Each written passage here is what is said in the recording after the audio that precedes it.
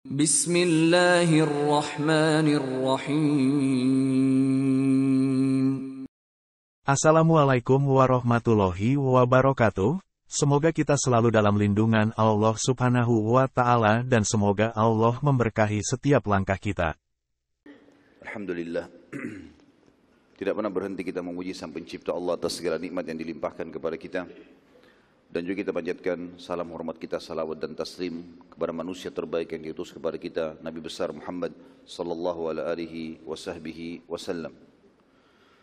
Melanjutkan bahasan kita sirah, dan tadi kita sudah lihat bagaimana Nabi sallallahu alaihi wasallam dengan sangat mudah menaklukkan kota Mekah tanpa perlawanan kecuali sangat kecil sekali yang dipimpin oleh Ikrimah bin Abi Jahal dan Safwan bin Umayyah bin Khalaf yang berusaha untuk menghadang pasukan Khalid bin Walid. Itu pun mereka terkalahkan dan 20 sekian orang dari Quraisy terbunuh. Nabi SAW pada saat itu menuju ke Ka'bah dan sempat membaca akhir surah Al-Fatih. Dan beliau pada saat itu membaca tapi belum melakukan khilaf di antara ahli sejarah apakah Nabi SAW tawaf pada saat itu atau cuma sekedar lewat sambil membaca kembali akhir surah Al-Fatih untuk memastikan kepada orang-orang Quraisy kalau aku adalah utusan Allah, karena bunyi ayatnya Muhammadur Rasulullah. Kemudian yang bersamaku ini bukan orang-orang biasa, para sahabat. Mereka adalah orang-orang pilihan Sang Pencipta Allah dan sudah disebutkan ciri-ciri mereka di dalam Taurat dan Injil. Terus Nabi SAW mengumandangkan akhir surah Al-Fatih ini sampai akhirnya Nabi SAW mendekati sumur Zam-Zam. Dan ini lanjutan bahasan kita dari yang bahasan tadi pagi. Nabi SAW menuju ke sumur Zam-Zam.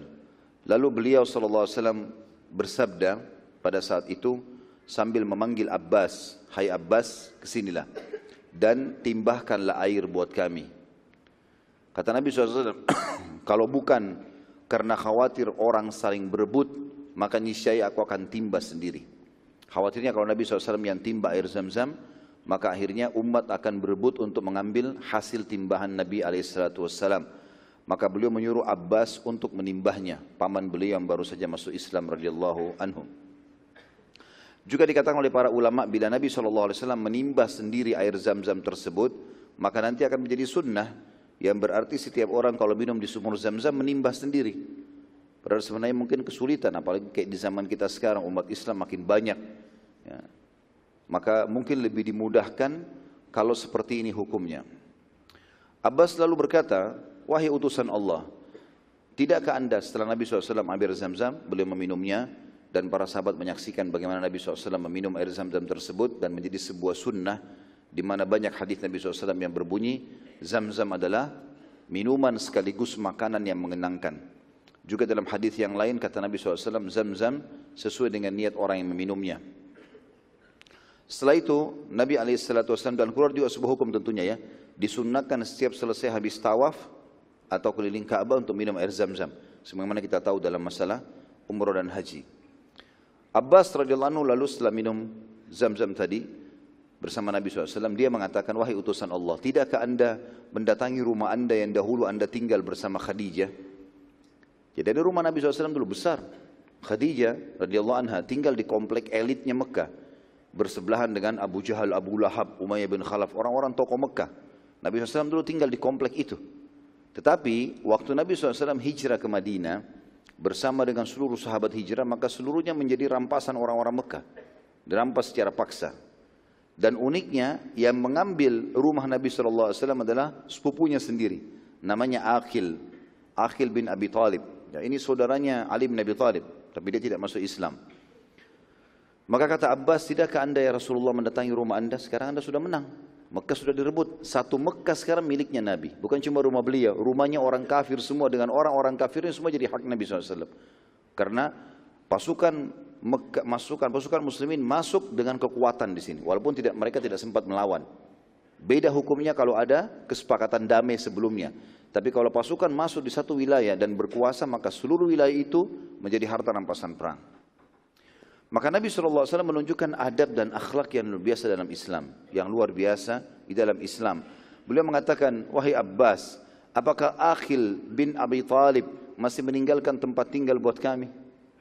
Aqil adalah salah satu kerabatku. Nabi SAW jelaskan, padahal Abbas tahu kalau itu adalah ya keponakannya. Tapi Nabi SAW menjelaskan agar muslimin tahu. Kata Nabi SAW, Aqil adalah kerabatku dan ia telah menjualnya. Jadi waktu Nabi SAW hijrah ke Madinah, diambillah rumah itu oleh Aqil, lalu Aqil menjualnya.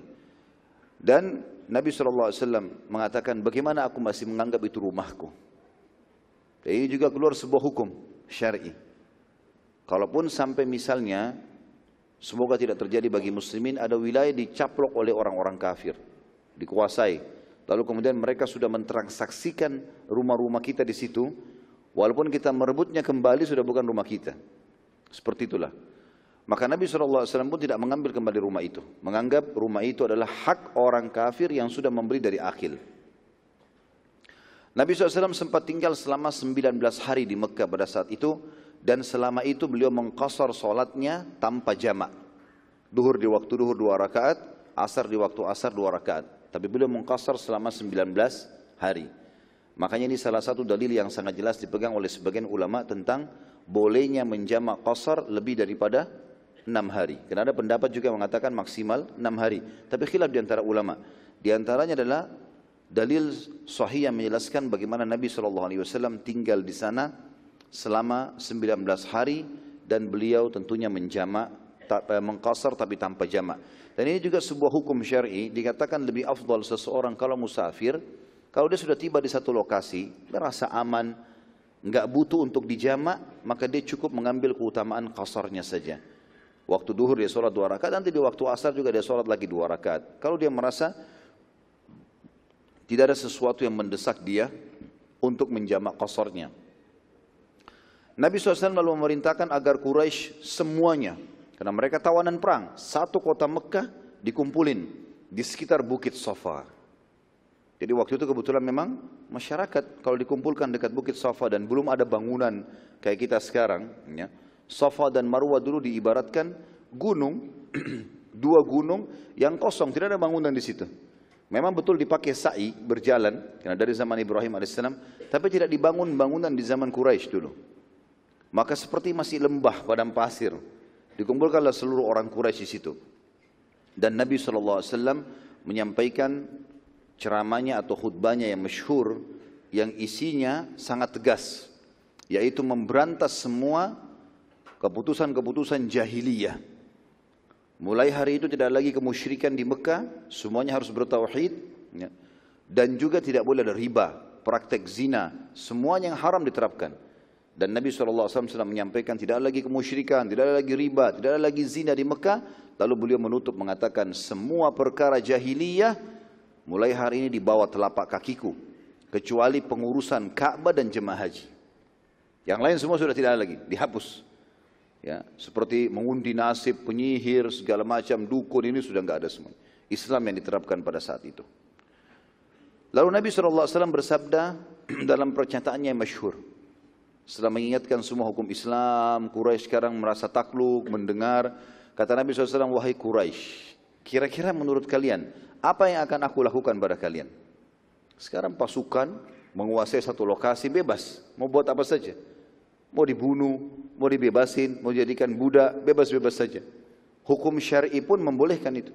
Dalam arti kata kalau memang dianggap mereka adalah pembangkang-pembangkang yang berbahaya bagi muslimin, bisa saja dihukum mati. Ya. Maka Quraisy serentak menjawab mengatakan, engkau adalah saudara dan kerabat kami yang mulia dan dermawan. Maka Nabi SAW mengucapkan kalimat masyhur, dan ini yang membebaskan seluruh Mekah dari tawanan perang. Dan juga tidak ada ghanimah dari Mekah. Enggak ada harta diambil sedikit pun dari Mekah pada saat itu. Kata Nabi SAW, pergilah, kalian telah aku bebaskan. Enggak ada tawanan perang, walaupun dalam keadaan kafir. Enggak ada tawanan perang, enggak ada juga diambil harta-harta kalian. Dan ini luar biasa melunakkan hati orang-orang Quraisy. Bagaimana pasukan telah berhasil menang, apalagi beberapa tahun saja sebelumnya, ya, itu sudah sempat Quraisy menyerang, berperang di Badar, berperang di Uhud, berperang di Khandaq. Ya, itu banyak sekali, dan permusuhan-permusuhan yang sangat jelas. Bagaimana Nabi SAW setelah menguasai itu tidak menghukum mereka, malah membebaskan, gitu kan?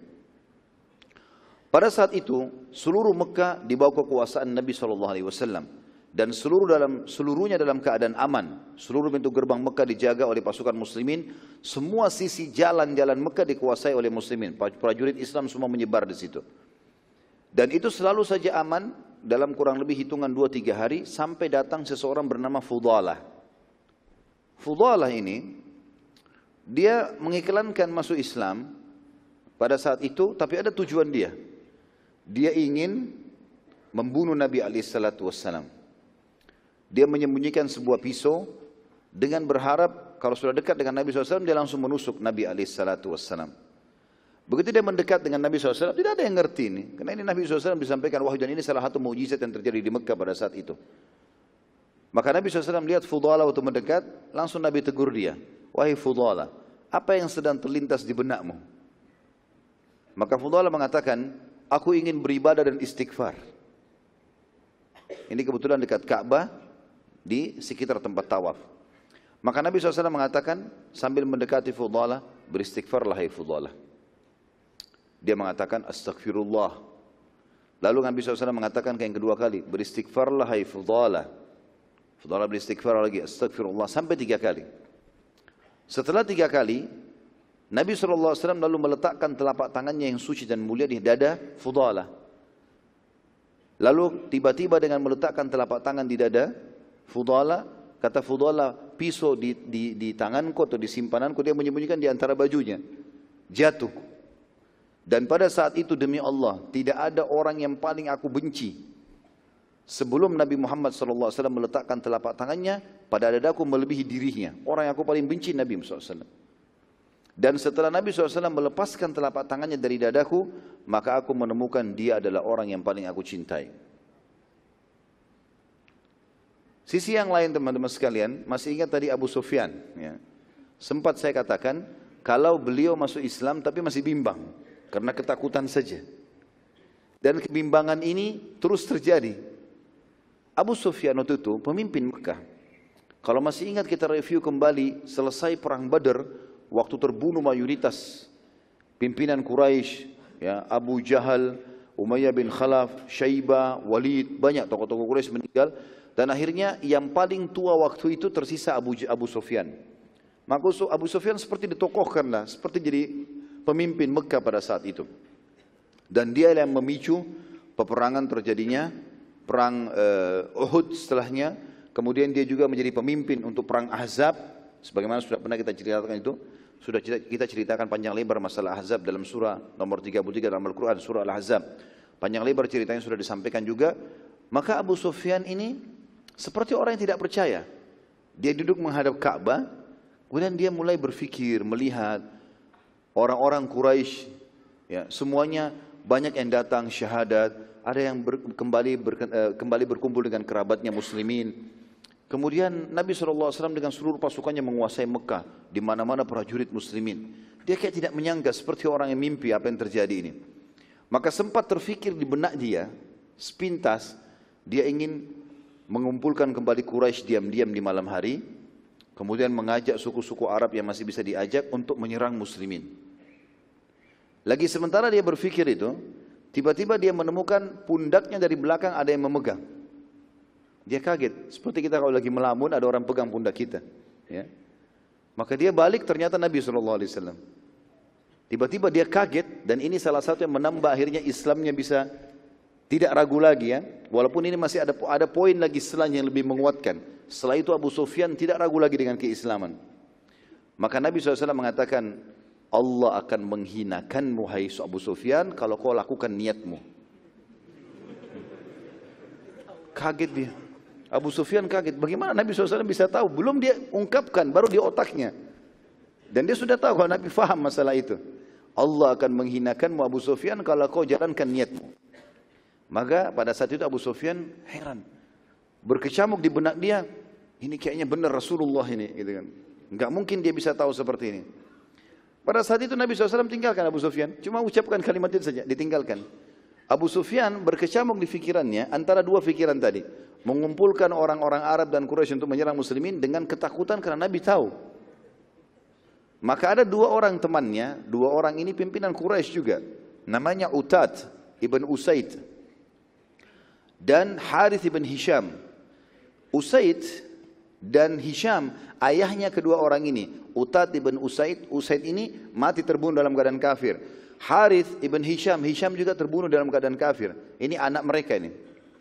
Dua-duanya sahabat dekatnya Abu Sufyan.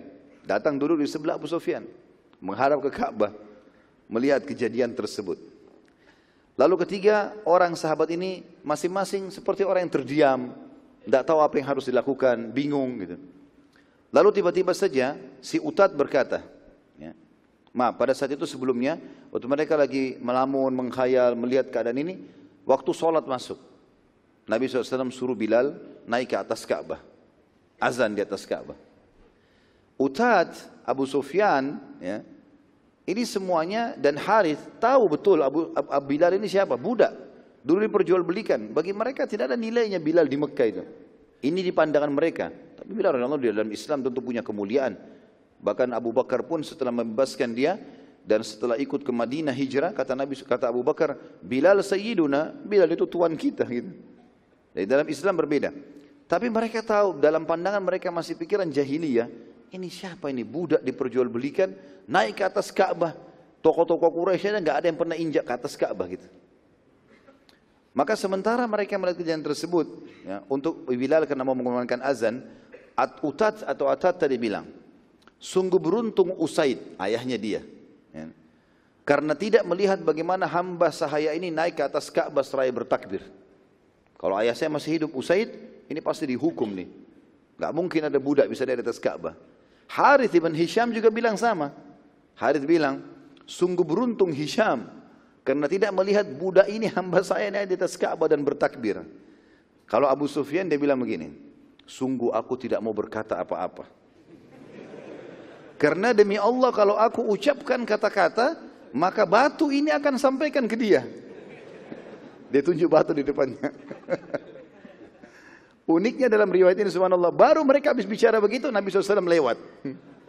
Lalu Nabi bilang, wahai Utad,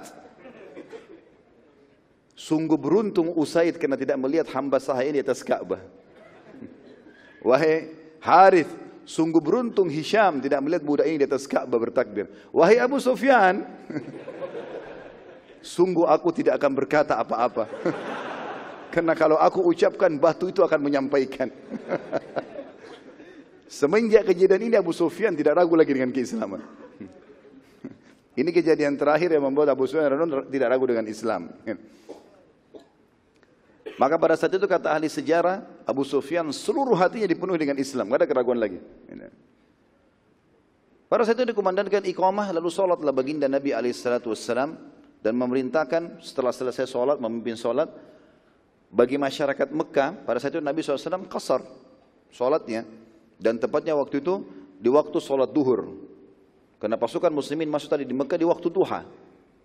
Setelah mengatur semuanya tadi di dalam Mekah, maka tiba waktu sholat duhur, Nabi SAW suruh kumandangkan azan, lalu iqamah, lalu Nabi SAW sholatnya qasar, 2 rakaat duhur.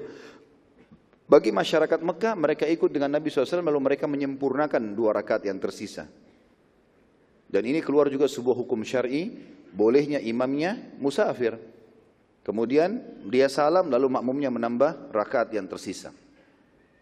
Setelah selesai sholat, Nabi SAW memerintahkan seluruh muslimin dan juga orang-orang kafir pada saat itu yang ada untuk menyingkir dari sekitar Ka'bah, kosongin semua. Dan waktu itu Ka'bah dikelilingi dengan 375 berhala. Banyak sekali. 10 berhala saya sudah penuh, apalagi 375. Sampai dikatakan zaman itu orang kalau tawaf, dia seperti melingkar jalan di antara patung-patung saking banyaknya.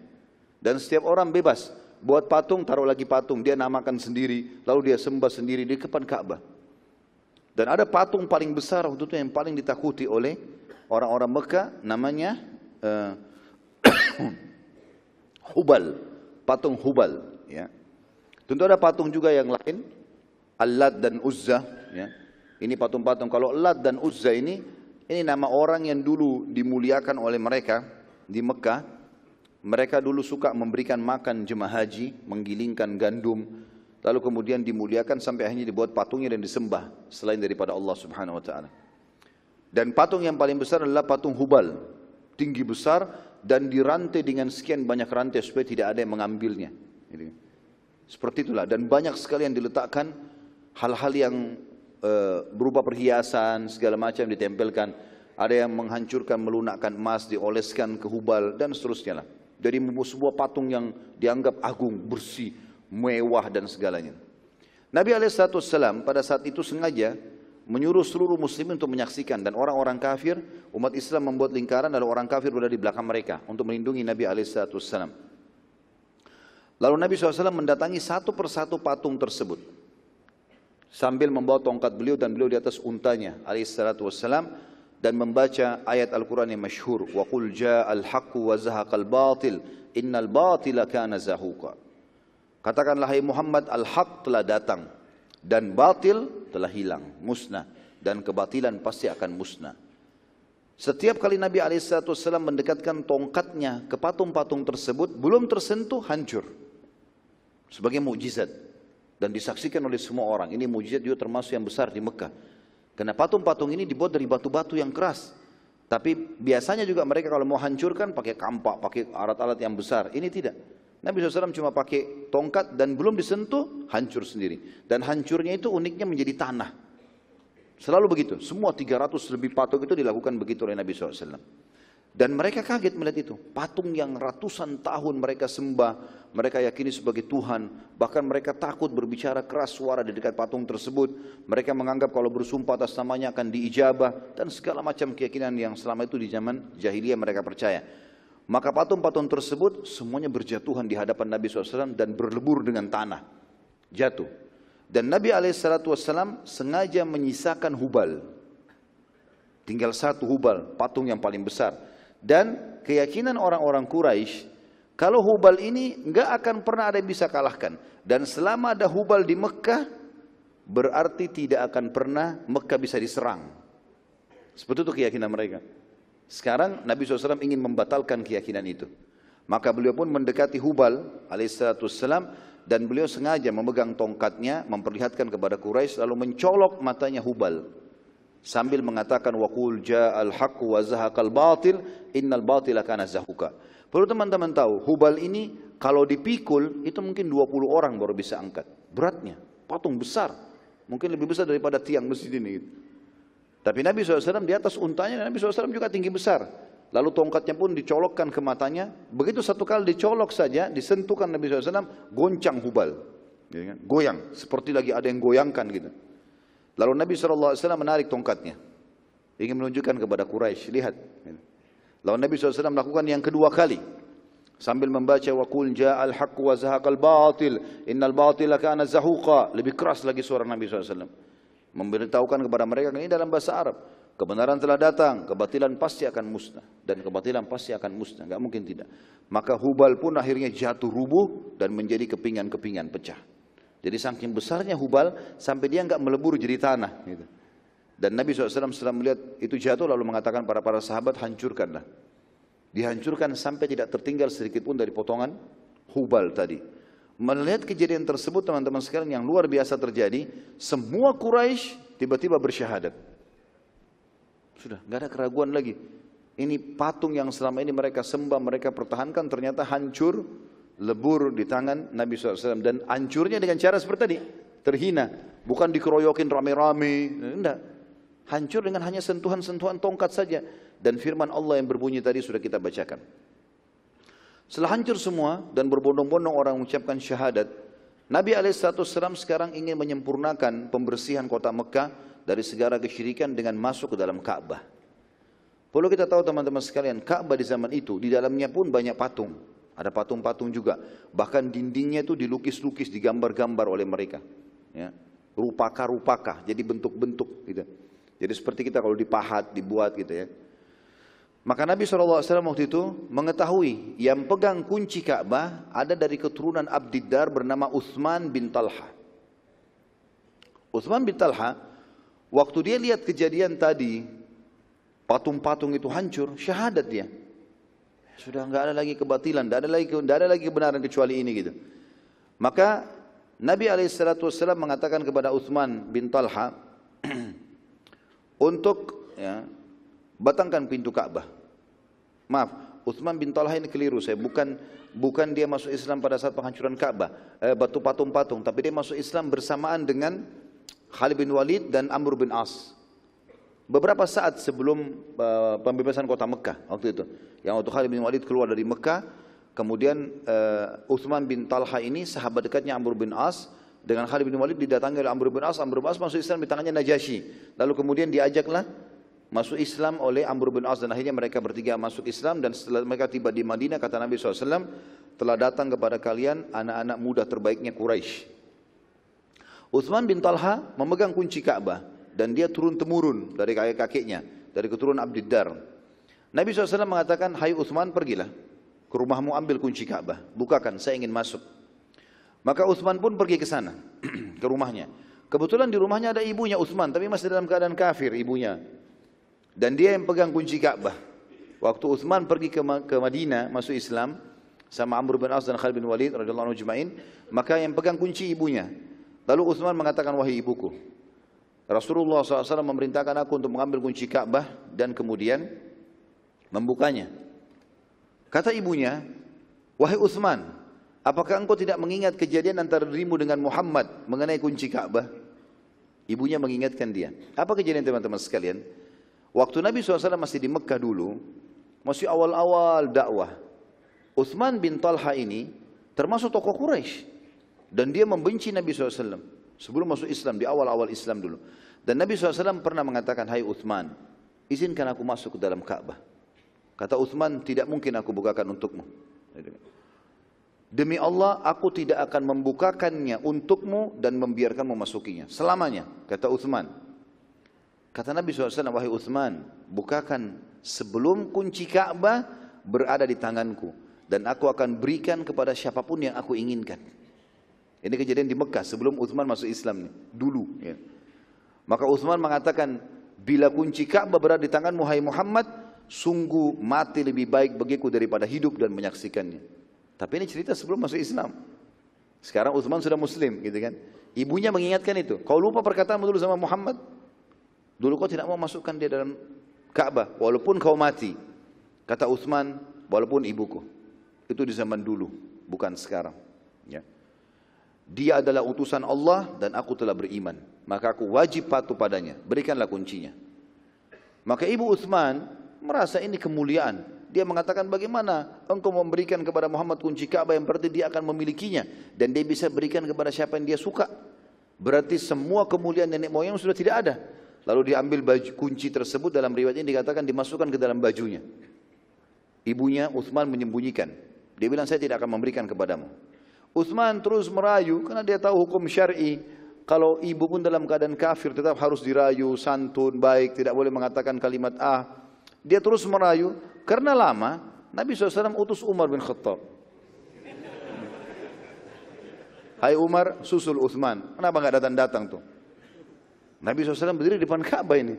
Tinggal nunggu ini saja. Orang semua juga nunggu, gitu kan? Maka Umar bin Khattab datang, pasti pada depan rumah Uthman, tidak pakai banyak bicara. Hai Uthman, mana kunci Ka'bah? Pada saat mendengar suara Umar, ibunya ketakutan. Lalu dia segera dia keluarkan kunci, dia kasih. Hai Uthman, kasihlah. Daripada nanti Umar membongkar rumah kita. Gitu. Pada saat itu akhirnya pergilah Uthman membawa kunci tersebut ke Nabi SAW, kemudian membukakan pintu Ka'bah. Pada saat itu, waktu diberikan kunci tersebut, Nabi SAW mengetahui serta mengingat sebenarnya perkataan Uthman.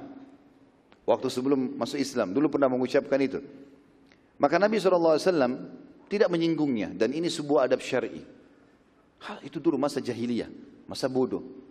Belum mengerti. Seperti kita mungkin punya teman-teman dulu sama-sama zina lah, apalah, mabuk. Sekarang sudah sadar sama-sama di pengajian. Termasuk adab dan akhlak dalam Islam, tidak boleh kita mengatakan, dulu kan kau lebih buruk dari saya. Dulu kan kamu begini, kamu kan juga begini. Itu dulu, sekarang orang ke depan. Tidak perlu kita lihat masa lalunya seseorang. Maka Nabi SAW tidak singgung, tapi Nabi tahu, melihat matanya Uthman seperti sedikit takut dengan kalimat itu. Jangan sampai Nabi SAW mengingatkan kembali. Tapi Nabi tidak mengucapkan, mengatakan, hai Uthman, bukalah, aku akan masuk. Dibuka. Setelah selesai, Nabi SAW memegang kunci Ka'bah. Dan waktu itu Abbas bin Abdul Muttalib paman Nabi SAW mengurus Masjidil Haram dan jemaah haji. Maka dia ingin mengambil kemuliaan tersebut sambil dia mengatakan, ya Rasulullah, gabungkanlah padaku pengurusan Masjidil Haram, jemaah haji dan juga kunci Ka'bah. Maka Nabi SAW bersabda dengan sabda yang masyhur, dan ini menandakan juga kemuliaan jiwa Nabi SAW. Setiap muslim harus begini. Maka Nabi SAW mengatakan, tidak hai Abbas, hari ini adalah hari kemuliaan dan bakti. Hari ini hari kebaikan, sebarin kebaikan. Peganglah kunci Ka'bah wahai suku Abdiddar dan suku Syaibah selamanya. Maksudnya sukunya Talha. Lalu Nabi SAW mengembalikan kepada Talha mengatakan, peganglah ini kepada anak keturunanmu. Dan subhanallah sampai hari ini di kerajaan Saudi pun turun-temurun kerajaan Islam. Ya, datang setelahnya Khulafaur Rasyidin, Nabi SAW meninggal, datang Umayyah, Abbasiyah, Utsmaniyah, sampai sekarang pemerintahan Saudi semuanya dari keturunan Abdiddar yang pegang kunci Ka'bah. Sesuai dengan wasiat Nabi SAW. Setelah pintu Ka'bah dibuka, Nabi SAW menyuruh Umar bin Khattab masuk lebih dulu, kemudian menghapus semua gambar-gambar yang terletak di dinding Ka'bah sebelum beliau masuk. Dan waktu itu banyak sekali di gambar-gambar, ya. Mereka lukis-lukis, diukir-ukir gitu. Oleh Umar bin Khattab dibersihkan. Di antara Ka'bah yang ada, di antara gambar yang ada dalam Ka'bah waktu itu adalah gambar Ibrahim dan Ismail menurut mereka, versi Quraisy. Dan dalam gambar itu seakan-akan keduanya sedang memohon pada berhala. Juga ada gambar Maryam alaihissalam, gitu kan. Mereka gambarkan menurut pemandangan mereka saja. Siapa yang dianggap tokoh masyarakat waktu itu, dianggap beriman sama Allah, digambar-gambarkan sama mereka. Maka oleh Umar dihapuslah. Setelah selesai, Umar bin Khattab keluar mengatakan, sudah ya Rasulullah. Maka Nabi SAW masuk, dan ternyata beliau menemukan masih ada sisa gambar Ibrahim dan Ismail alaihissalam. Maka Nabi SAW kemudian bersabda, semoga Allah membinasakan mereka, karena telah memperlakukan orang tua kami begini. Lalu Nabi SAW menghapus dengan lengan baju beliau sendiri sisa gambar daripada Ibrahim dan Ismail alaihimussalatu wassalam. Lalu Nabi SAW sholat 2 rakaat.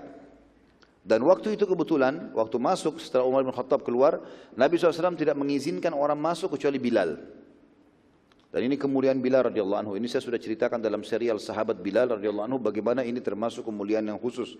Karena Nabi SAW masuk itu tidak mengajak orang lain. Siapapun tidak boleh ikut kecuali Bilal. Lalu Nabi SAW sholat 2 rakaat di situ. Dan ini niatnya sholat tahiyat masjid. Tentu teman-teman sekarang kalau mau masuk sholat dalam Ka'bah, ditutup, ada pintunya, nggak dibuka kecuali untuk tamu-tamu kerajaan. Tapi ada di sebelah Ka'bah ada hijri Ismail yang melengkung dan ada 3 lampu, itu juga termasuk bagian dari Ka'bah. Sebagaimana sudah pernah kita jelaskan di awal-awal sirah kita. Kalau di zaman Abdul Muttalib pernah Ka'bah mau dibangun, tapi karena harta mereka enggak cukup yang halal, maka Ka'bah menjadi kecil. Dan hijr Ismail tidak masuk. Di zaman Ibrahim AS sampai ukuran hijr Ismail. Jadi kalau orang sholat dalam hijr Ismail sama dengan sholat dalam Ka'bah dan diniatkan untuk tahiyat masjid. Setelah selesai sholat 2 rakaat, Nabi SAW keluar bersama Bilal. Dan ternyata di depan pintu sudah ditunggu oleh Abdullah bin Umar radhiyallahu anhu. Dan Abdullah bin Umar ini sahabat Nabi terkenal dengan sahibut ta'assi. Artinya orang yang luar biasa mengikuti sunnah-sunnah Nabi SAW dengan sangat detail. Betul-betul luar biasa. Apa saja Nabi kerjakan SAW. Jangankan bicara wajib, yang sunnah-sunnah. Bahkan perilaku biasa. Cara jalannya Nabi. Nabi pernah mampir di mana. Semuanya diikuti oleh Abdullah bin Umar. Makanya dikenal dengan sahibut ta'assi. Di zaman setelah Nabi SAW meninggal, pernah satu kali Abdullah bin Umar memimpin kafilah haji dari Madinah. Di tengah jalan dia berhentikan, ada 70 ekor unta, berhenti semua. Lalu kemudian dia mengatakan, tunggulah dan saksikanlah. Turunlah dia dari untanya, dia jalan. Orang semua lihat, Abdullah bin Umar sahabat Nabi, ulamanya sahabat waktu itu, ulama yang muslimin. Orang semua lihat sampai kejauhan tinggal bayangan. Lalu Abdullah bin Umar datang ke sebuah tempat itu, lalu beliau buang air kecil di situ. Lalu kembali lagi. Ada beberapa sahabat Nabi yang masih hidup waktu itu dan tidak mengerti, lalu bertanya, wahai Abdullah bin Umar, apakah anda memberhentikan kami semua ini hanya menyaksikan anda kencing di situ? Kata Abdullah bin Umar, iya, karena saya ingin menyampaikan kepada kalian pada saat saya sedang berjalan bersama Nabi SAW menuju ke Mekah, beliau pernah mampir di sini, beliau pernah buang air kecil di situ. Ya, saking luar biasanya mengikuti kehidupan Nabi SAW. Maka pada saat itu Abdullah bin Umar tanya Bilal, hai Bilal, apa yang Nabi kerjakan di dalam? Kata Bilal, Nabi SAW sholat. Kata Abdullah bin Umar, di mana tempatnya? Ditunjukkan oleh Bilal. Lalu kemudian Abdullah bin Umar orang yang pertama mengerjakan sholat tersebut setelah Nabi SAW dan Bilal. Baik, kita lanjutkan dengan kisah Hindun binti Utbah. Masih ingat tadi saya sampaikan ada 10 orang yang pasti disuruh bunuh, gitu kan? Termasuk diantaranya Hindun, istrinya Abu Sufyan. Abu Sufyan sekarang sudah masuk Islam. Hindun ini, karena dia tidak mau masuk Islam, dia berusaha menyelinap di antara masyarakat Mekah. Tapi dia termasuk target, kalau ditemukan harus dibunuh. Rupanya Nabi SAW karena melihat masyarakat Mekah banyak yang masuk Islam. Hindun belum masuk Islam waktu itu. Maka Nabi SAW kumpulkan. Salah satu yang dikumpulkan Nabi SAW khusus kaum wanita, dikumpulin sendiri. Ada tradisi-tradisi jahiliyah yang harus dihilangkan, tidak boleh ada. Maka Nabi SAW mengumpulkan mereka setelah syahadat, ya, pada saat itu mereka ikrarkan syahadat di depan Nabi SAW, maka Nabi mengatakan kalian harus mengambil janji setia, menyebutkan janji setia, ikrarkan itu. Yang pertama, kata Nabi SAW, tidak boleh lagi ada syirik bersama Allah SWT. Tidak lagi sekutunya Allah. Tidak ada patung, tidak ada jimat, tidak ada apa-apa. Tawakal dan berpasrah kepada Allah. Rupanya Nabi SAW ucapkan itu, terdengar di dalam saf, ya, perempuan-perempuan ini ada suara. Lalu dia mengatakan, karena Nabi SAW mengatakan, ikrarkan la ilaha illallah, wahdahu la syarikalah, lahul mulku wa lahul hamdu wa huwa ala kulli syai'in qadir. Dalam bahasa Arab, ikrarkan itu. Maka tiba-tiba ada suara dari saf perempuan mengatakan, wahai utusan Allah, bila seandainya Tuhan-Tuhan selain Allah berguna, maka akan bermanfaat buat kami hari ini. Ternyata suara itu suaranya Hindun. Hindun ratunya Mekah, gitu kan. Waktu dia ngomong di antara saf perempuan, gerumun banyak perempuan begitu, Nabi SAW kenal. Nabi mengatakan Hindun kan ini target harus dibunuh. Langsung Hindun mengatakan asyhadu an la ilaha illallah wa anna Muhammadar Rasulullah. Baru syahadat waktu itu. Lalu Nabi SAW tersenyum. Nabi menerima itu. Subhanallah mulianya jiwanya Nabi SAW. Padahal Hindun adalah pembunuh pamannya. Dan termasuk target untuk dibunuh. Maka Nabi SAW terima. Lalu Nabi lanjutkan. Nabi tidak terlalu hiraukan. Sudah syahadat, sudah Nabi biarkan. Nabi mengatakan yang kedua, tidak boleh zina. Dan memperlihatkan perhiasan kalian baik di tubuh maupun telapak kaki kalian. Orang Mekah semua diam. Ini tahu ini penaklukan Mekah. Dan sekarang sudah Islam. Harus dengar ini utusan Allah. Gitu kan? Maka Hindun nyeletuk lagi. Dia mengatakan, apakah wanita bebas bisa berzina ya Rasulullah? Karena tradisi orang di Mekah yang berzina kalau wanita hanya perempuan hamba sahaya. Enggak ada wanita bebas berzina walaupun mereka di zaman jahiliyah. Maka pada saat itu Nabi SAW tersenyum. Tidak menjawab apa-apa. Yang penting sekarang poinnya tidak boleh berzina. Yang ketiga, tidak boleh membunuh anak karena khawatir miskin. Hindun nyeletuk lagi. Ini masih mu'allaf. Ya? Dia mengatakan, wahai utusan Allah, kami membesarkan anak-anak kami, lalu kalian membunuhnya di Badr.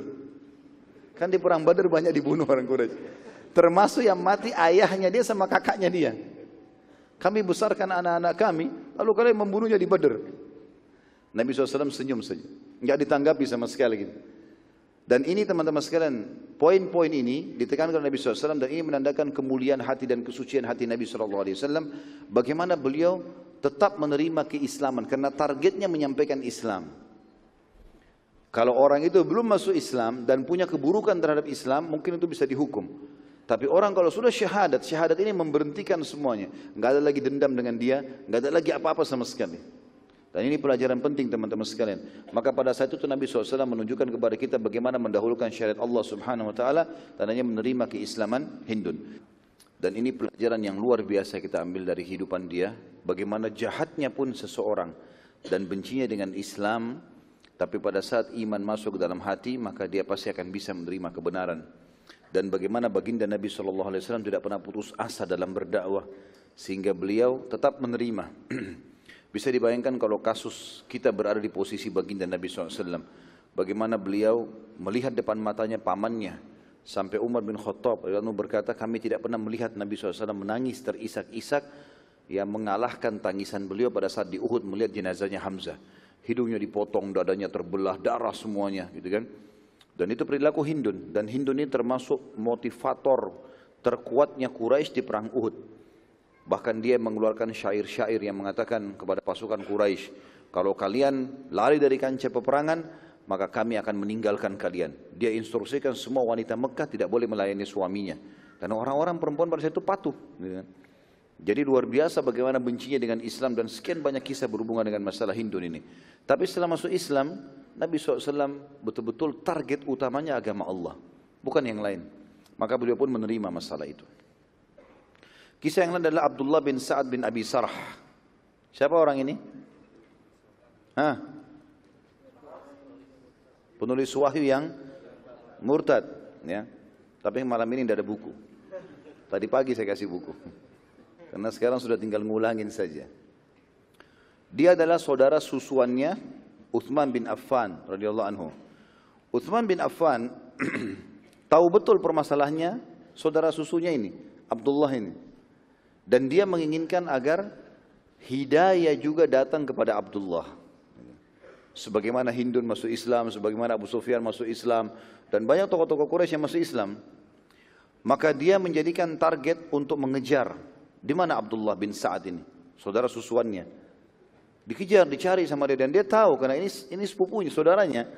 Dan dia tahu di tempat-tempat mana kira-kira di Mekah sembunyi. Sampai Uthman bin Affan menemukan dia. Dia berada di dalam sebuah rumah yang terpencil di pinggir kota Mekah. Kemudian oleh Uthman ditemukan. Lalu Uthman mengatakan kepada dia, wahai Abdullah, sungguh ini kebenaran. Dan kamu telah melakukan kesalahan besar. Kamu telah masuk Islam lalu kamu murtad dan kamu munafik pada saat itu. Terbongkar kedokmu sekarang. Dan apa yang selama ini kau pikir Quraisy akan mengalahkan Nabi SAW sudah terbukti. Quraisy takluk tanpa perlawanan. Maka dalam kondisi dia ketakutan, ya, dia mengatakan, lalu apa saranmu hai Uthman? Kata Uthman, masuk Islam lah. Tapi dengan tulus, ikuti kebenaran. Dia mengatakan, bagaimana aku bisa aman sementara aku termasuk dalam daftar dari 10 orang yang harus dibunuh. Dia juga sudah tahu itu. Maka Uthman mengatakan, bercadarlah, tutup wajahmu, pakai imamah, tutup wajahmu, dan ikut dengan aku. Aku akan bawa kaum bertemu dengan Nabi SAW. Jalanlah mereka terus menuju ke kemah, karena ramainya kota Mekah tidak terlihat. Uthman pun mengajak dia jalan bersama. Maka orang melihat Uthman bin Affan, orang tahu. Dan karena Abdullah bin Sa'ad ini menutup wajahnya, tidak kelihatan. Bola matanya saja, alisnya pun tertutup. Jadi enggak dikenal gitu. Pada saat itu kebetulan di dalam kemah Nabi SAW di sekitar Ka'bah, ada seorang sahabat yang pada saat Nabi SAW mengatakan, siapa yang menemukan fulan, 10 orang disebutkan namanya, yang harus dibunuh, bunuh mereka. Walaupun mereka bergantung pada kiswah Ka'bah. Waktu dia dengar, sahabat ini dengar namanya Abdullah bin Sa'ad bin Abi Sarh, kebetulan dia punya masalah dengan Abdullah dulu di Mekah. Maka dia mengatakan, demi Allah, kalau saya temukan Abdullah, saya akan penggal dia. Walaupun dia bergantung di depan kiswah atau di kiswah Ka'bah ya Rasulullah. Duduklah orang itu di sebelah Nabi SAW. Tapi saya mohon maaf tidak temukan nama sahabat ini siapa. Cuma kisahnya begitu, duduklah seorang sahabat yang pernah bersumpah akan membunuh Abdullah bin Sa'ad di hadapan Nabi SAW. Masuklah Uthman bin Affan di kemah Nabi SAW membawa Abdullah. Maka Uthman berkata, wahai utusan Allah, bersamaku sekarang di sebelahku ini saudara susuanku, Abdullah bin Sa'ad bin Abi Sarh. Mendengar perkataan tersebut, orang-orang semua melihat ke arah Abdullah ini. Ini orang jadi target utama, tapi sekarang sudah di kemah Nabi SAW. Saya ingin Anda menerimanya, karena dia niat mau masuk Islam tulus, bukan seperti awal dulu. Abdullah waktu itu membuka, tutup wajahnya, segera mengulurkan tangannya ke Nabi SAW. Ingin menunjukkan baiatnya dan ingin syahadat di hadapan Nabi SAW. Tapi terjadi sesuatu yang unik di sini. Nabi SAW tidak mau menerima tangannya. Diam saja Nabi SAW. Uthman kembali mengulangi permintaannya. Seraya berkata, wahai utusan Allah, Abdullah datang ingin masuk Islam, tulus, terimalah dia. Walaupun dia punya kesalahan dulu. Abdullah ulurkan lagi tangannya yang kedua kali. Nabi SAW tidak menerimanya. Yang kedua kali. Yang ketiga kali Uthman bin Affan ulangi lagi. Ya Rasulullah, maafkanlah dia. Dia saudara susuan saya. Dia sudah datang ke kemah Anda dan dia merasa ketakutan. Dia ingin masuk Islam. Mudah-mudahan saja dia bisa kokoh dengan keislamannya. Lalu Abdullah ulurkan lagi tangannya. Nabi SAW tidak terima tangannya. Juga tidak melihat wajahnya Abdullah ini. Ternyata di sini kata ulama, memang Nabi SAW sangat marah dengan dia. Bagaimana dia menjadi penulis wahyu dan Nabi SAW sudah percaya, Terus kemudian sudah termasyhur di kenangan sahabat, lalu dia sengaja pulang iklankan kemurtadannya. Karena itu masalah besar itu. Ya. Yang keempat kalinya, Utsman mengulangi seperti yang sama, sambil memohon-mohon dengan Nabi SAW, akhirnya Abdullah mengulurkan tangan, Nabi SAW terima. Syahadatlah dia, diterima lagi keislamannya. Lalu Utsman bin Affan karena gembiranya, dia merangkul saudara susunya ini, Abdullah, lalu dibawa keluar dari kemah. Udah jangan lama-lama di sini. Ya, sudah cukup, sudah syahadat, Nabi SAW sudah terima, sudah keluar. Lalu waktu keluar dari kemah, Nabi SAW bersabda kepada sahabat tadi di sebelahnya, ya, yang sudah bersumpah mau membunuh Abdullah kalau ditemukan walaupun di kiswah Ka'bah. Lalu Nabi SAW mengatakan, tidak adakah orang yang berakal di antara kalian? Kalian melihat aku menolaknya sampai 3 kali. Kenapa tidak seorang pun berdiri membunuhnya? Orang ini harus mati mestinya. Saya sengaja tolak supaya pakai akal bunuh nih gitu. Tapi karena tidak ada juga berdiri, ya sudah. Akhirnya saya terima dia gitu. Lalu Nabi SAW menghadap ke arah orang tadi yang sudah bersumpah itu. Kata Nabi SAW, bukankah kau dulu bertekad mau membunuhnya? Ya. Maka kata, walaupun dia bergantung di kiswah Ka'bah, kata orang itu, wahai utusan Allah, aku benar-benar tidak mengetahui maksud anda. Andai saja anda memberiku dengan isyarat mata saja, niscaya aku akan membunuhnya. Kata Nabi SAW, tidak layak bagi seorang Nabi memberi isyarat untuk membunuh. Tapi semua dengan kejelasan. Kalau aku suruh bunuh, aku bilang bunuh. Enggak ada isyaratnya. Dan Nabi SAW di sini bukan memberikan isyarat, artinya memberikan kode, mata, supaya bunuh, enggak. Nabi SAW di sini makanya diam saja, tidak mau menerima Abdullah tadi. Itu sebagai tanda juga sebenarnya, tapi bukan isyarat tangan atau kalau mereka bunuh ya sudah. Karena belum syahadat, tapi sekarang sudah muslim sudah enggak bisa gitu.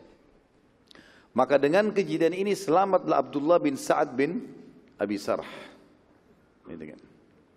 Sekarang kita masuk ke kisah Ikrimah bin Abi Jahal, anaknya Abu Jahal yang juga termasuk masuk Islam nantinya, dan dia termasuk dalam 10 orang yang harus dibunuh. Ikrimah bin Abi Jahal setelah menyerang pasukan Khalid bin Walid radhiyallahu anhu di pintu gerbang Mekah dan akhirnya dikalahkan oleh Khalid bin Walid dan akhirnya dia melarikan diri. Pada saat itu bersama dengan temannya Safwan bin Umayyah bin Khalaf. Mereka menuju ke kota Jeddah sekarang, ke pelabuhan. Zaman dulu sudah ada pelabuhan tentunya di sana. Dan ingin menyeberang. Yang Safwan ingin pergi ke negeri Syam, Ikrimah juga sama. Istrinya, istri Ikrimah namanya Ummu Hakim, masuk Islam bersama dengan kelompok wanita yang ada Hindun tadi. Sempat syahadat. Tapi karena terpisah dengan suaminya ditarget, maka dia tidak tahu suaminya di mana gitu. Ummu Hakim pada saat itu sudah masuk Islam radhiyallahu anha dan dia berkata kepada Nabi SAW, wahai utusan Allah, bila aku membawa Ikrimah untuk ke Mekah masuk Islam, apakah anda menerimanya? Kata Nabi SAW, iya, asal dia mau masuk Islam ya. Maka Ummu Hakim lalu bertanya ke sana sini, mana ini? Cari informasi tentang Ikrimah. Sampai dia mendapatkan informasi Ikrimah telah menaiki kapal untuk menyeberang Laut Merah. Dia mau menuju ke Afrika dulu, baru kemudian dia pergi ke negeri Syam, ke atas gitu. Pada saat itu dengan hikmah Allah Subhanahu wa taala terjadi sesuatu. Allah kalau mau memberikan hidayah orang subhanallah dengan caranya. Dan cara Allah Subhanahu wa taala ini memang tidak bisa susah untuk bisa ditangkap dengan akal sehat manusia. Allah Subhanahu wa taala punya cara yang manusia mungkin tidak akan sampai idenya ke sana. Ya.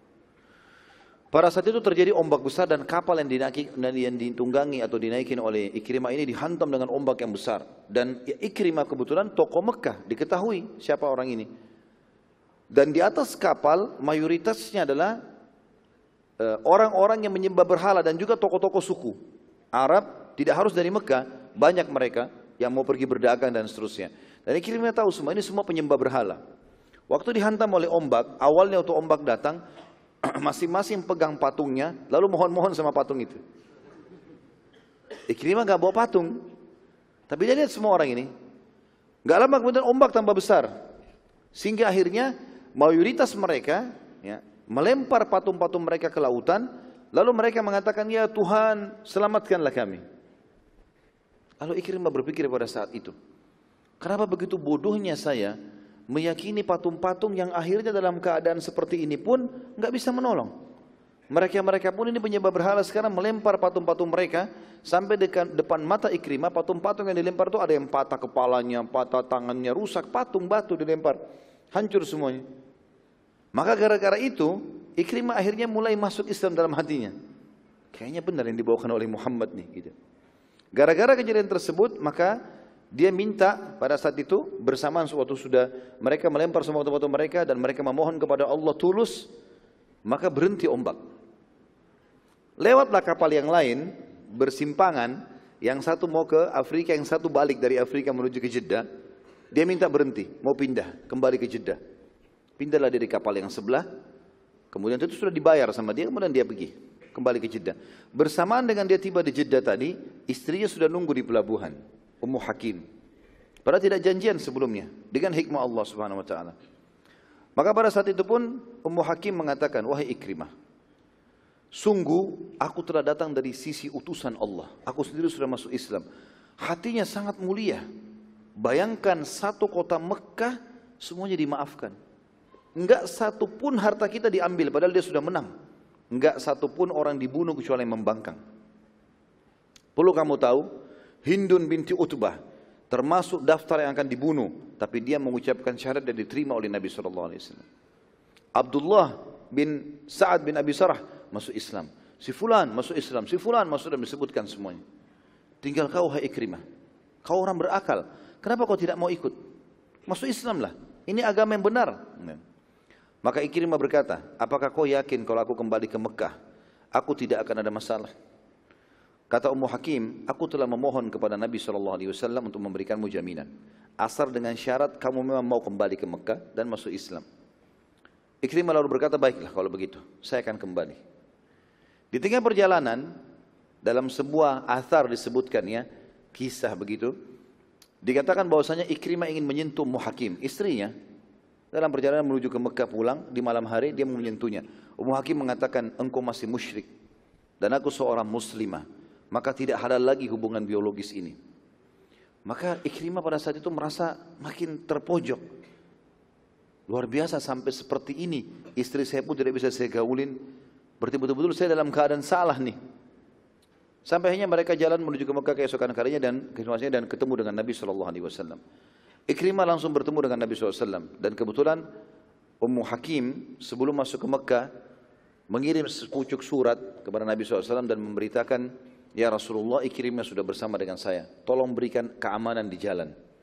Maka diiklankanlah di Mekah, Ikrimah akan datang, maka tidak boleh ada yang ganggu. Karena kan targetnya harus dibunuh. Bisa saja ada orang Islam tidak tahu tentang kejadian Ummu Hakim lalu kemudian main dibunuh saja. Diberikanlah keamanan. Lalu Ikrimah pun jalan. Orang-orang semua menyaksikan, dia termasuk tokoh Mekah, anaknya Abu Jahal. Abu Jahal adalah Fir'aunnya umat ini, tidak ada yang tidak kenal. Dan Ikrimah sebelum masuk Islam adalah anaknya Fir'aun itu. Sangat benci dengan Islam. Maka dia pun bertemu dengan Nabi SAW dan mengatakan, wahai Muhammad, apakah engkau memberikanku keamanan? Kata Nabi SAW, iya. Ikrimah lalu berkata lagi, pada apa engkau mengajakku, hai Muhammad? Apa ajaranmu sebenarnya?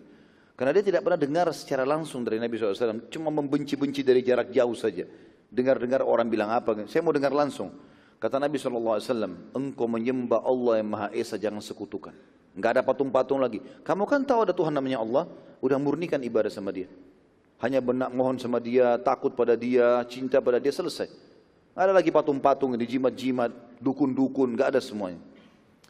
Engkau mendirikan sholat 5 waktu, dan aku akan ajarkan caranya. Keluarkan zakat dari hartamu untuk pensucian, hajilah selama engkau mampu. Ya. Lalu Ikrimah berkata, waktu itu belum disebutkan, atau dalam riwayatnya tidak disebutkan Ramadan. Ada riwayat yang menjelaskan Nabi SAW mengatakan, engkau berpuasa pada bulan Ramadan, dan engkau haji bila engkau mampu. Ikrimah berkata, engkau tidak mengajak kecuali pada kebaikan. Kalau itu ajaranmu baik semuanya, maka aku ingin mengikrarkan syahadatku. Maka dia pun mengucapkan, asyhadu an la ilaha illallah wa anna Muhammad Rasulullah. Ikrimah begitu syahadat, dia menceritakan tentang kondisinya. Dia merasa tubuhnya semuanya merinding.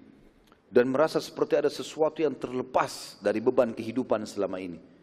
Lalu dia menangis. Pada saat di hadapan Nabi SAW, dia mendengarkan beberapa ayat Al-Quran. Dia mengatakan, ya Rasulullah, sungguh ini adalah ayat-ayat Tuhanku yang aku bengkalikan selama ini. Dan aku bersumpah atas nama Allah ya Rasulullah, aku akan menginfakkan harta sebesar dulu di jalan Allah, sebesar dulu yang aku infakkan untuk memerangi Islam. Dan ini ulama mengambil sebuah hukum dari kejadian Ikrimah radhiyallahu anhu ajma'in ini, bagaimana seorang muslim kalau pernah melakukan perbuatan-perbuatan salah, dia harus selain taubat kepada Allah, menutupi itu dengan melakukan yang seimbang dan tetap dalam kebaikan. Seperti kasus misalnya, orang dulu di masa jahiliyah sebelum kenal agama yang benar, dia suka ke diskotik traktir orang. Biayai orang mabuk-mabukan misalnya, berzina, traktir temannya zina di hotel, apalah segala macam. Dan dia tahu itu dia keluarkan karena dia punya kemampuan. Maka dia semestinya setelah taubat sekarang, dia kira-kira mentaksir. Dulu dia setiap malam minggu sering traktir temannya 5 juta, habis, mabuk-mabukan segala macam. Sekarang dia nilai itu, dia infakkan di jalan Allah senilai itu untuk menutupi kesalahan itu. Itu yang Ikrimah lakukan radhiyallahu anhu, dan Nabi SAW mendukung itu. Maka akhirnya diterima lagi keislamannya dan Ikrimah akhirnya lebih fokus ke dalam Islam. Dan tentu Ikrimah ini punya kisah sendiri. Dia mati syahid radhiyallahu anhu. Ya, mati syahid di peperangan melawan Musailamah Al-Kadzab. Ya, itu ada kisah sendiri dan teman-teman bisa kembali ke kisah serial sahabat dari sekian 29 kisah sahabat yang sudah kita tabligh akbarkan di Makassar. Di antaranya sudah saya bahas panjang lebar Ikrimah bin Abi Jahar. Tapi yang kita fokusin adalah bagaimana masuk Islamnya dia. Sekarang kita masuk ke kisah masuk Islamnya Safwan bin Umayyah bin Khalaf. Umayyah bin Khalaf juga musuh Islam, meninggal dalam perang Badr. Ini Safwan juga sama, mirip dengan Ikrimah, membenci Islam awalnya. Kasusnya sama juga, istrinya dia masuk Islam bersama dengan wanita-wanita Mekah. Setelah mendengarkan istrinya, Safwan mendengar kalau istrinya Ikrimah berhasil mengislamkan suaminya, maka ia pun datang kepada Nabi SAW lalu berkata, wahai utusan Allah, apabila aku membawa Safwan, apakah anda akan memberikannya keamanan sebagaimana anda berikan kepada Ikrimah? Kata Nabi SAW, iya, asal dia datang mau masuk Islam silahkan. Lalu dikatakan oleh istrinya, bagaimana kalau Safwan belum mau masuk Islam ya Rasulullah? Cuma dia mau masuk ke Mekah. Apakah anda tetap memberikan dia keamanan? Kata Nabi SAW, iya.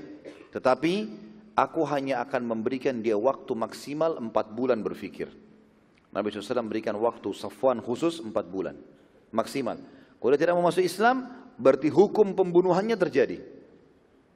Dia berfikir silakan. Maka istri Safwan berkata, apakah anda bisa memberikan tanda keamanan?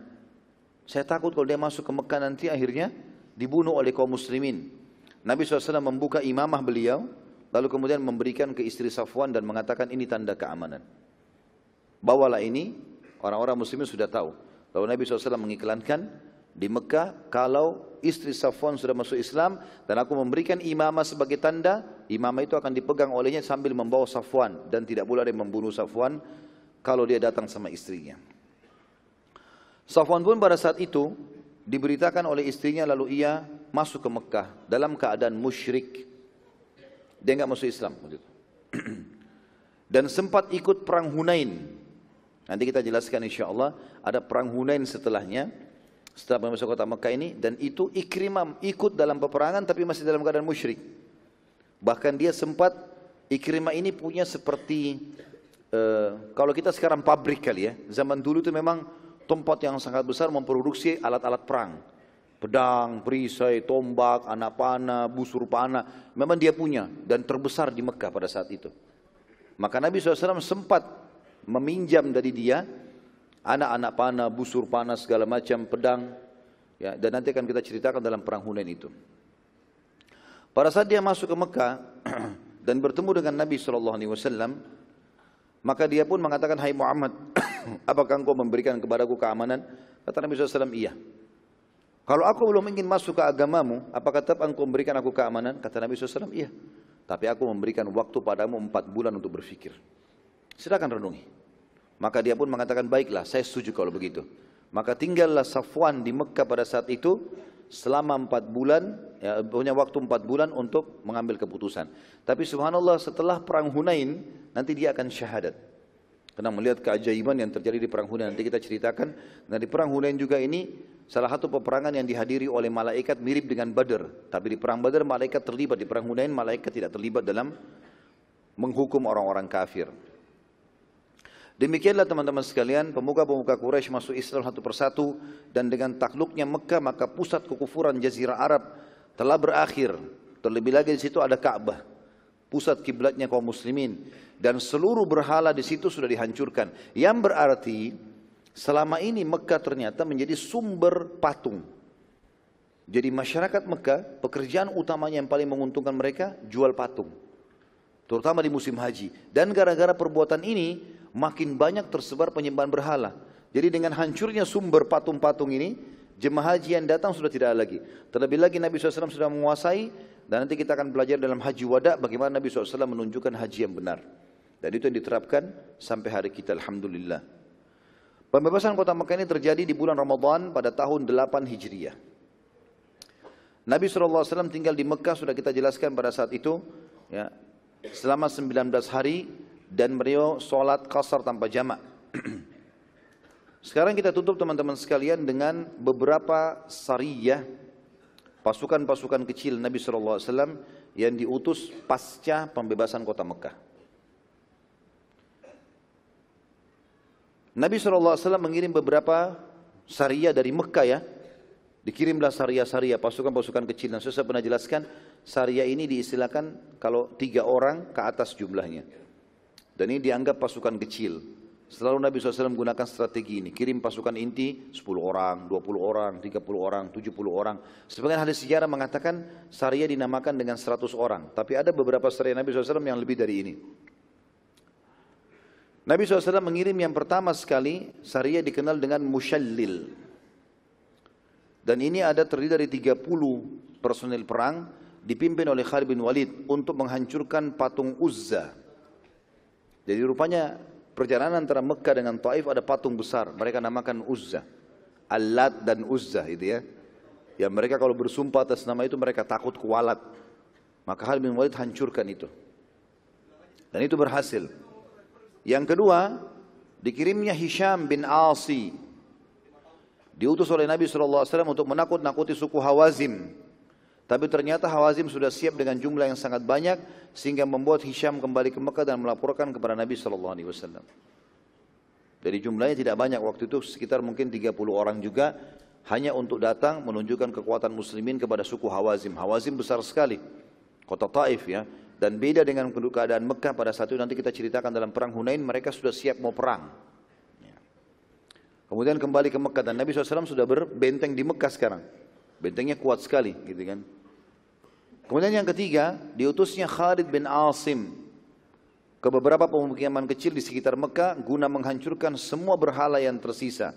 Dan kita lihat di sini Nabi SAW, teman-teman sekalian, menghancurkan semua berhala. Tidak ditinggalkan satupun. Sayang kita sekarang malah buat berhala itu ya. Kita buat patung. Ada umat Islam malah ikut-ikutan buat patung. Gitu kan.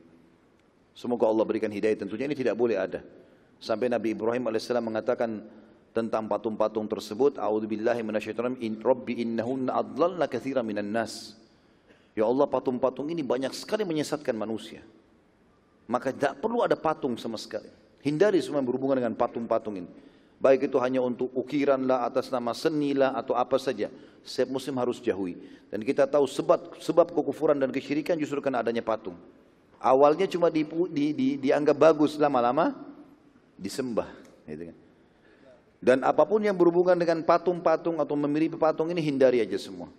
Termasuk teman-teman biasakan anak-anak kita untuk main dengan mainan dengan cara menghindari boneka-boneka. Ya. Hindari saja.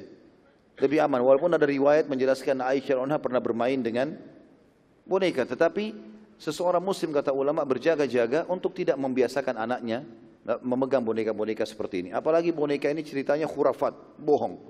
Doraemon misalnya. Doraemon bohong semua. Dusta. Dalam gambarannya dia bisa keluarkan apa saja dari perutnya. Ya. Kalau kita orang dewasa nonton ketawa saja, tapi anak kecil, bayangkan kalau antum berikan boneka Doraemon taruh di sebelah ranjangnya, apa yang dia pikir? Kalau dia lagi mau tidur, dia bicara sama boneka itu. Mungkin dia minta sesuatu pada boneka itu. Benar nggak? Kita mungkin orang tua hanya sekedar menjadikan bantalnya misalnya, tapi akidahnya dia sedang terganggu, bahaya sekali. Beranjak dari situ, gitu kan? Itu bahaya sekali.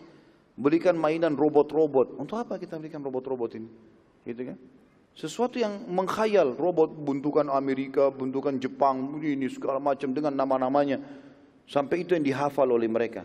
Ya kan, untuk apa? Kenapa harus begini gitu? Lebih baik kita hindari, tidak usah, lebih aman kan gitu. Tidak usah kita lakukan. Mungkin mobil-mobilan masuk akal. Mobil, tidak ada hubungannya. Ya, tapi kalau patung, robot berbentuk seperti manusia, segala macam hewan, lebih baik dihindari, nggak usah. Apalagi sekarang alhamdulillah media kita kan bagus banyak ya. Daripada gambar, lebih baik kita lihatkan cuplikan. Mau lihatkan misalnya harimau, ini loh harimau nak. Ada cuplikannya. Ya, mungkin secara ilmiah menunjukkan ini harimau. Kita bisa tunjukkan, nanti sudah bisa kita hindari ya. Artinya untuk menjaga-jaga saja. Karena bahaya sekali gitu kan. Bahaya sekali, ini bisa membawa pada hal-hal yang tidak diinginkan. Kita lihat Nabi SAW betul-betul membersihkan Mekah dan sekitar Jazirah Arab sekarang. Dan kita lihat nanti setelah ini pun, setelah menang di perang Hunain, melawan suku Hawazim nanti, itu betul-betul bersih Jazirah Arab. Enggak ada satupun, karena di Taif, Taif itu kota kedua sumber patung setelah Mekah. Yang nanti akan diserang oleh Nabi SAW. Kemudian yang keempat, Nabi SAW mengutus lagi Khalid bin Walid ke suku Judaimah. Saat Khalid bin Walid tiba di sana, ternyata suku Judaimah telah menyambutnya dengan maksud ingin masuk Islam pada saat itu. Dan tradisi Junaimah ini atau Juhaimah ini, bila menyambut tamu mereka kalau dimuliakan, mereka biasa keluar dengan persenjataan lengkap. Maka Khalid bin Walid mengira bahwasanya mereka mau melawan, gitu kan? Di tradisi suku ini kalau keluar menyambut tamu atau apa, mereka pakai baju perang, bawa pedang, menunjukkan keterampilan. Khalid bin Walid kira ini menantang, gitu kan? Maka Khalid bilang, masuk Islamlah kalian. Kalau tidak perang, mereka mengatakan sabakna. Kalimat sabak ini juga bagi orang Arab dulu dikatakan sabak kalau dia tinggalkan ajaran nenek moyangnya. Itu nama sabak. Khalid bin Walid tangkap sabakna, maksudnya mereka siap memasuki Islam. Tapi Khalid bin Walid tangkap ini sabakna artinya kami kafir. Karena kan sabak, kenapa dia nggak bilang iya kami mau masuk Islam? Kenapa harus pakai bahasa isyarat gitu kan? Maka Khalid bin Walid memerintahkan pasukannya menyerang. Serang ini. Waktu diserang terbunuh sebagian dari mereka. Dan tertawan sebagian lagi. Di malam harinya Khalid bin Walid membunuh sebagian tawanan lagi yang tersisa yang dianggap memang mereka ahli-ahli perangnya. Kemudian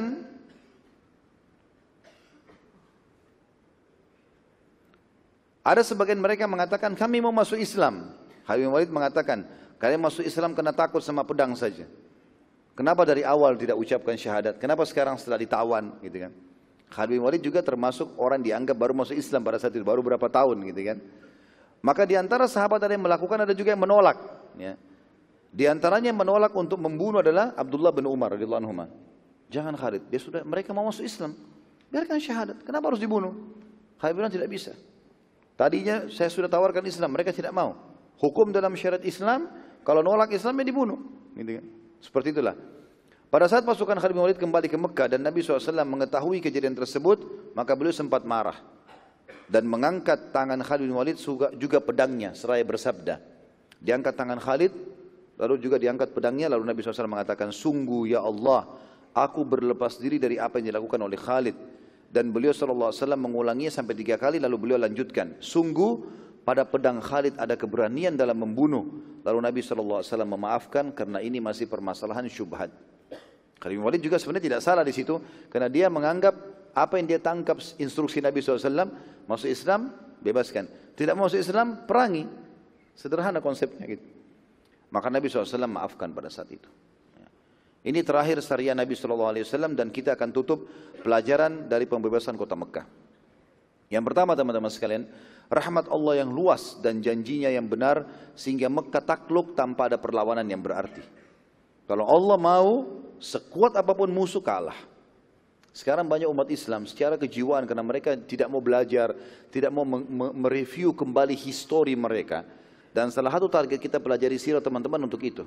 Ini kejadian 1400 tahun yang lalu, untuk apa kita bahas? Apakah hanya sekedar untuk menjadikan sebagai sebuah hiburan? Tidak. Ambil pelajaran, sejarah tidak akan bohong. Karena sudah terjadi, gitu kan? Orang yang menjadi orang baik dari dulu sampai menjelang hari kiamat akan diberikan balasan dan kemenangan oleh Allah. Orang yang buruk pasti dibinasakan. Sudah ada kisah para nabi-nabi, Allah menangkan. Walaupun awalnya punya hambatan-hambatan dalam dakwah. Tapi akhirnya Fir'aun tenggelam, Musa AS menang. Akhirnya Nabi Nuh selamat, kaumnya hancur. Akhirnya Namrud hancur, Ibrahim AS selamat. Gitu kan? Yang mengikuti yang ini pasti selamat, yang mengikuti ini pasti juga akan dihukum oleh Allah. Sunnatullah. Kita ikuti orang baik, kita ikuti orang buruk, kita akan buruk. Gitu kan? Dan kuasa Allah subhanahu wa ta'ala tidak akan pernah ada yang sulit. Jangan kecilkan jiwa kita karena kita tidak belajar histori Islam. Seakan-akan kita tidak akan maju kecuali kita harus bergantung pada orang kafir. Tidak sama sekali. Saya reviewkan kembali dan saya ingatkan teman-teman. Waktu baginda Nabi SAW pertama sekali hijrah ke Madinah, ingat baik-baik. Madinah kampung kecil. Penghasilannya hanya kurma. Gitu. Segelintir orang yang kita kenal dengan Ansar itu kecil sekali jumlahnya mereka. Kota kecil. Waktu itu Jazirah Arab bahkan dunia ini dihimpit dengan dua negara adik kuasa. Romawi dan juga Persia.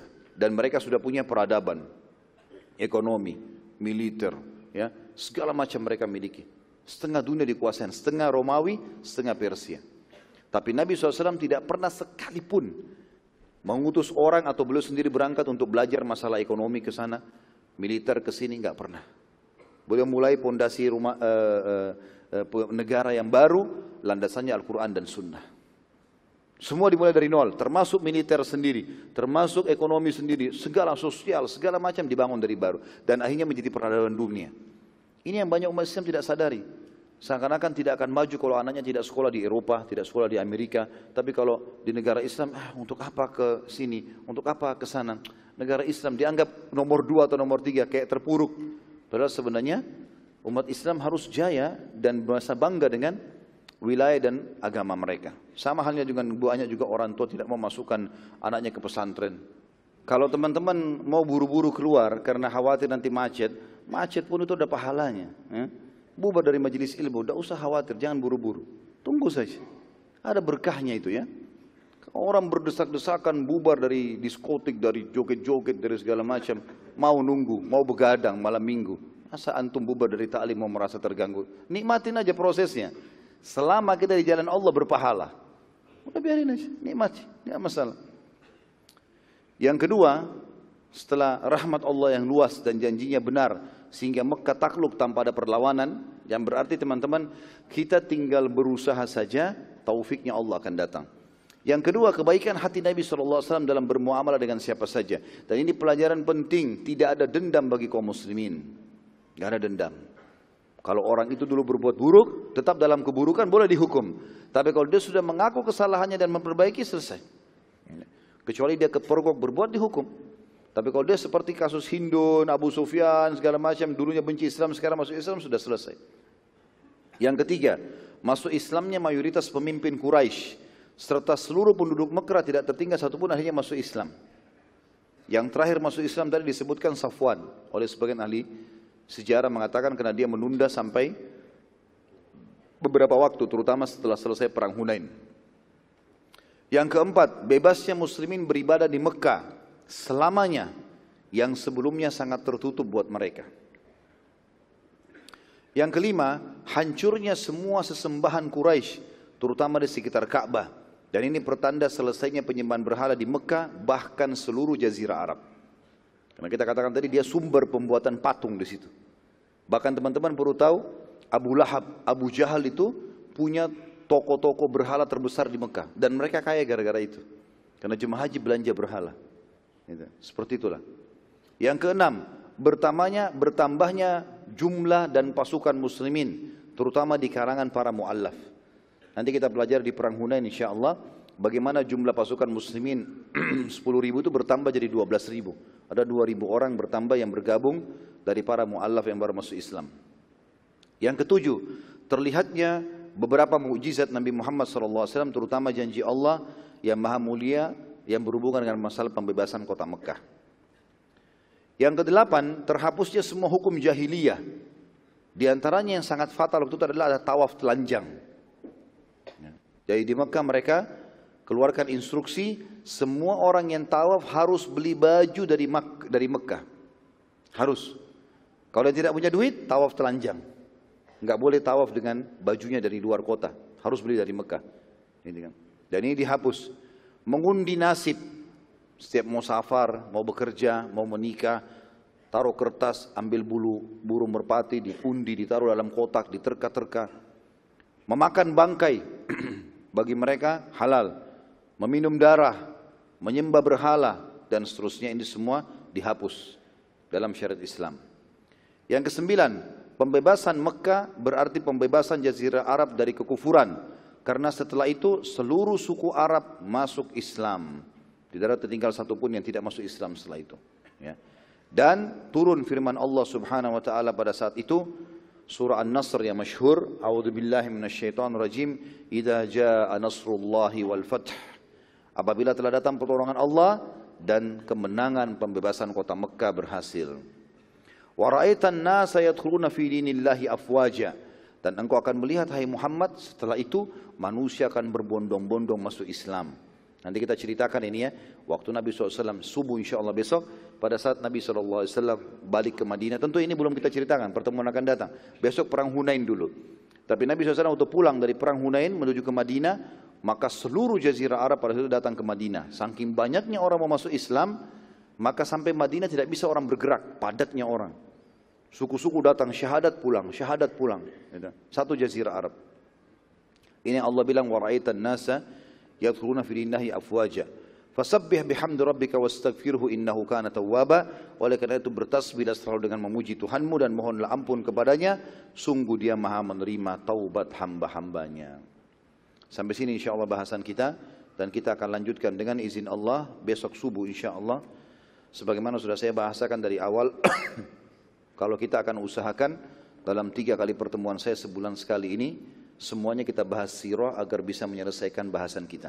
Mungkin begitu saja, kita tutup dengan berdoa kepada Allah SWT, semoga majelis kita diberkahi olehnya, dan dijadikan sebagai tambahan amal kita pada hari kiamat. Semoga seluruh amal yang pernah kita kerjakan, yang sedang kita kerjakan dan akan kita kerjakan, semuanya diterima dengan pahala yang sempurna. Semoga seluruh dosa yang pernah kita kerjakan tidak terkecuali, baik yang sudah berlalu ataupun yang sedang dikerjakan. Semoga Allah mudahkan taubatnya dan juga Allah ganti dengan kemahamurahannya menjadi pahala. Selalu kita doakan Indonesia menjadi negara yang aman, tentram, damai. Seluruh umat Islam di bawah naungan ukhuwah Islamiyah, dan juga diangkat perselisihan di antara mereka, dan juga dalam ibadah mereka kembali kepada wahyu Al-Quran dan Sunnah. Dan siapapun yang menginginkan keburukan bagi Indonesia, negeri tercinta ini, Islam, Muslimin, semuanya dikembalikan tipu daya mereka kepada diri mereka sendiri. Dan semoga saja selama Indonesia ini ada sampai menjelang hari kiamat dikaruniai oleh Allah pemimpin Muslim yang adil, kembali kepada Al-Quran dan Sunnah, dan semoga menjadi contoh bagi negara-negara yang lain. Selalu kita doakan saudara kita di Palestina, di Syria, di Yaman, di Irak, di Myanmar, di Ahsa, dimanapun mereka berada sedang tertindas, semoga Allah ikhlaskan niat mereka, terima para syuhada mereka, mulakan Islam di tangan mereka dan tangan kita semua, dan semoga Allah ikut sertakan kita bersama mereka di pahala, baik dengan doa, dengan harta juga dengan jiwa kita, dan semoga Allah dengan kemahamurahannya, baik yang hadir di masjid ini, ataupun yang mengikuti acara kita live, ataupun juga yang mendengarkan dengan siaran ulang, semuanya disatukan di surga firdausnya tanpa hisab, mana yang satukan kita di majlis ilmu yang mulia ini. وصلى الله على نبينا محمد والحمد لله رب العالمين سبحانك اللهم بحمدك أشهد أن لا إله إلا أنت أستغفرك وأتوب إليك والسلام عليكم ورحمة الله وبركاته.